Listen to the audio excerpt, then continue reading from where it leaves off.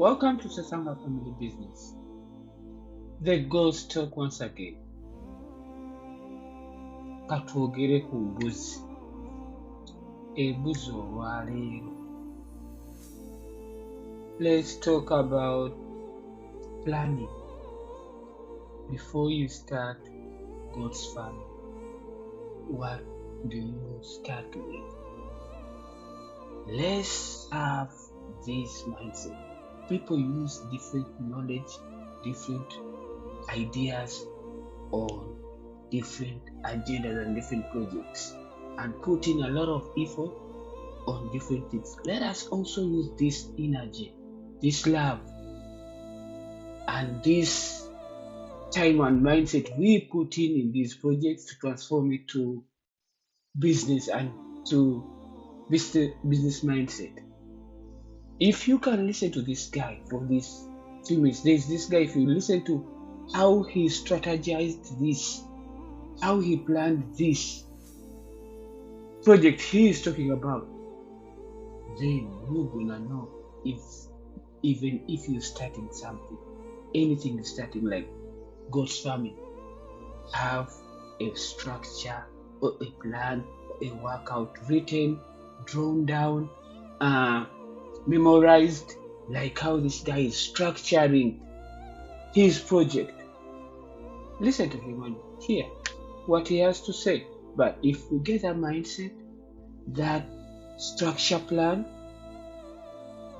the willingness and time he has put into this, and we transform this mindset into our own business economically, wow. Gana amagezi n'obudde n'amaanyi n'obwongo bwe tubiteeka mu business tujja tukola ssente empitirivu.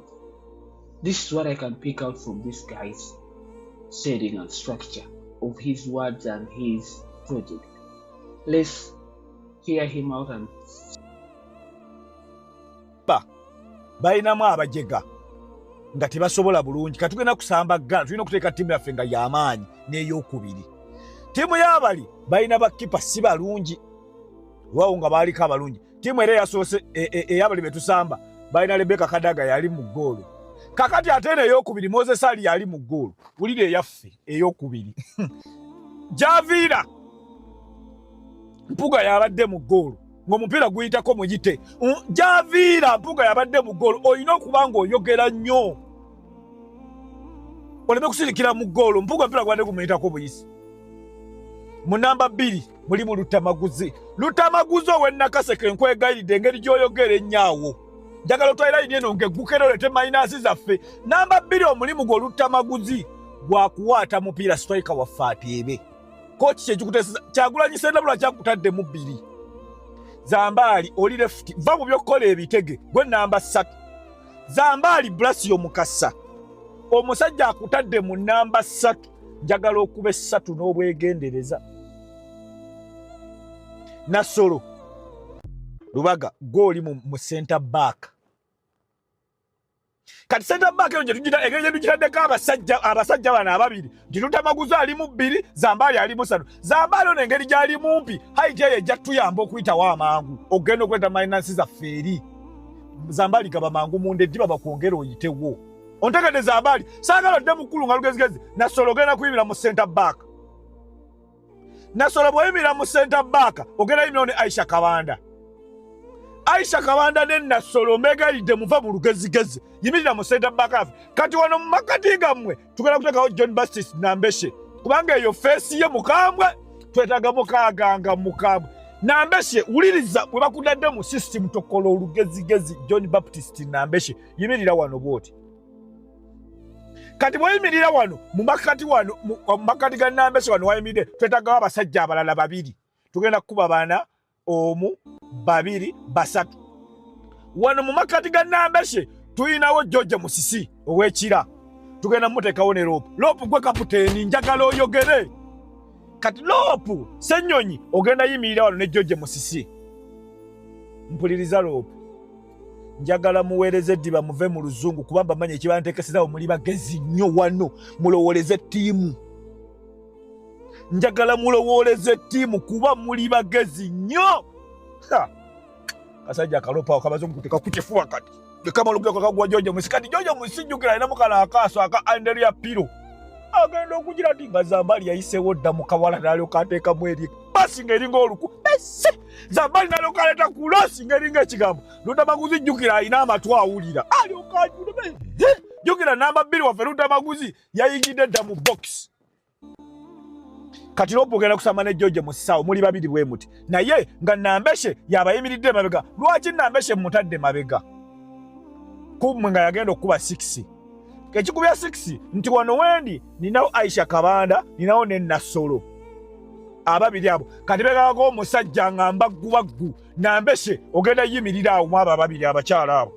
Then Nambeshe omulimu gwo si gwa kugaba mupiira. Mpuliriza Nambeshe omulimu gwo si gwa kugaba mupiira, omulimu gwo gwa kutema buli agulina owabali. Jjukira bali balina bakasolo amagulu gagenye muno mavivi malwadde. Nambeshe lwaki nkutaddawo tinetagawo mukono gwa kyuma Baptist Nambeshe batuna ku face nga yasunsudde dda akaviri nga tolina bw'oyitawo. Nambeshe nkutaddawo owulidde. Kati Proscovia ow'Emityana njagala ompulirize bulungi. Proscovia ow'Emityana njagala ompulirize bulungi. Ebyo baagala byakulunga olugezigezi biveeko ogenda mu maaso. Kati mu maaso ogenda kubawo ne Kalwanga. David Kalwanga nkugamba ebigambo bino guminkiriza ku kyoto va ku bigambo olw'ensonga tunoonya golo. Nkugambye ttiimu eno gye tusamba golokipa waabwe ye Moses Ali. Kati Kalwanga guminkiriza n'ogenda kubawo ne Proscovia. Baagala ojja kudda mukulu ng'olugezigezi ky'oyinza okukola eki kukwata kiti ya Proscovia saagala oyo ataataganye basambi.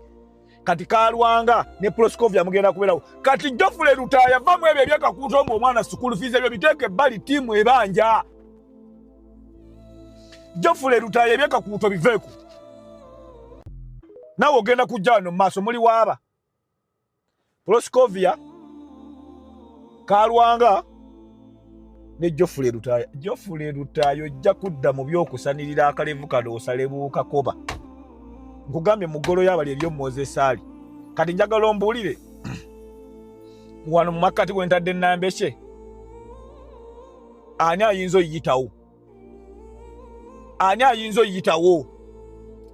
Kati substitute eno ze bampereza Sengendo Ronald ogenda kujja Buzzi. Muwadanku nnyingi nawe ogenda kujja Buzzi mu second half. Muwadanku nnyingi ogenda kujja Buzzi. Muwadanku nnyingi oli wakujja. Sajja wange tebandeke sikutegeere ensamba gy'osambaga amagulu onagama nage. Tebandeka amagulu onagama nage. Sitegeera byonsambira. Tebandeke byonsambira sibitegeera. Ani wano omulala gwe tutannaleeta wano gwe mbadde sirabye wano Matovu Charles owa Busiro constituency.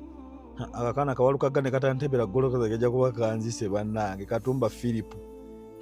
Mugabi Suzani Allah banya matidi Kiyaga Hirudamani. Hirudamani mazongoto nawe ogenda kujja Buzzi naye ogenda kujja mu ya Kalwanga ono engeri gye mulaba ono ndi mujagujagu. Hirudamani olina mwana akavi ogenye tojja kusobola. Aisha Kabanda ogenda kubeerayo Mwanga Kivumbi watandiseemu eri Patrick Nsamba Mutebi Robert Flavia Kalule Dage timu elisagazaako totolera ojja kubuuza ekintu. Frederick Grace ojja kuba naawuuzise omwana w'Emityana kuuzituweese. Grace Kakooza. Kati Grace Kakooza Aisha Kabanda ono bw'anaagenya ogenda kujja mu bbaka. Naye Grace Kakooza gwe sikutegeera bulungi ekiboga eyo. Grace Kakooza ogenda kujja naawe. Musoke Michael Travis Kaye Christopher Mande Edward Yarabi Everest Evelyn bannange Evelyn Kyangwanzi Katonda wange Kalungu West Kalungu West Gonzaga. Kati Nambeshe wokuba